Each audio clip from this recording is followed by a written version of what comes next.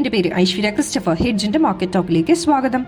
Hexaware technologies IPO ഫെബ്രുവരി 12 മുതൽ. Hexaware technologies ലിമിറ്റഡിന്റെ initial public offer ഫെബ്രുവരി 12 തുടങ്ങും.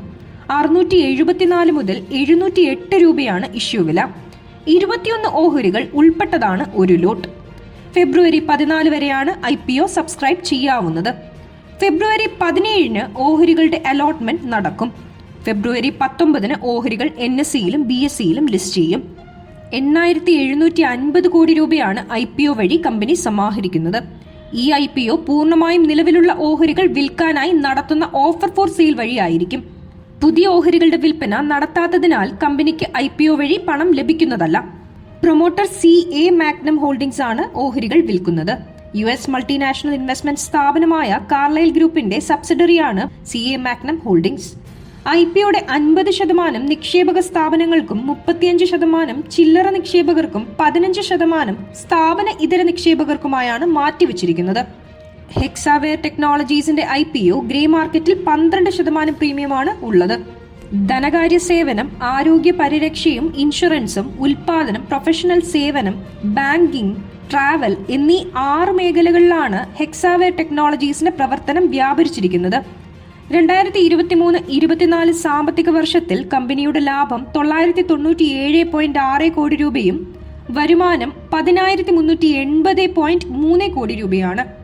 നടപ്പ് സാമ്പത്തിക വർഷം ഏപ്രിൽ മുതൽ സെപ്റ്റംബർ വരെയുമുള്ള 6 മാസ കാലയളവിൽ 6% വളർച്ചയോടെ 853.3 കോടി രൂപ ലാഭവും 13.6% വളർച്ചയോടെ 8,820 കോടി രൂപ വരുമാനവും കൈവരിച്ചു.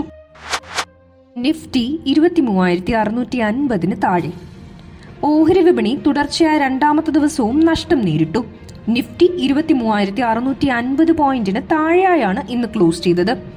സെൻസെക്സ് 213 പോയിന്റ് ഇടിഞ്ഞ് 78,058-ലും നിഫ്റ്റി 93 പോയിന്റ് നഷ്ടത്തോടെ 23,603-ലും വ്യാപാരം അവസാനിപ്പിച്ചു. 1,871 ഓഹരികൾ നേട്ടം രേഖപ്പെടുത്തിയപ്പോൾ 1,907 ഓഹരികളുടെ വിലയിടിഞ്ഞു. 124 ഓഹരികളുടെ വിലയിൽ മാറ്റമില്ല. Trent, Bharat electronics, Bharti Airtel, Titan company, NTPC എന്നിവയാണ് ഇന്ന് കൂടുതൽ നഷ്ടം നേരിട്ട നിഫ്റ്റി ഓഹരികൾ. Cipla, Adani ports, Infosys, doctor Reddy's lab, Tata consumer products എന്നിവയാണ് ഇന്ന് നേട്ടത്തിൽ മുന്നിൽ നിന്ന നിഫ്റ്റി ഓഹരികൾ.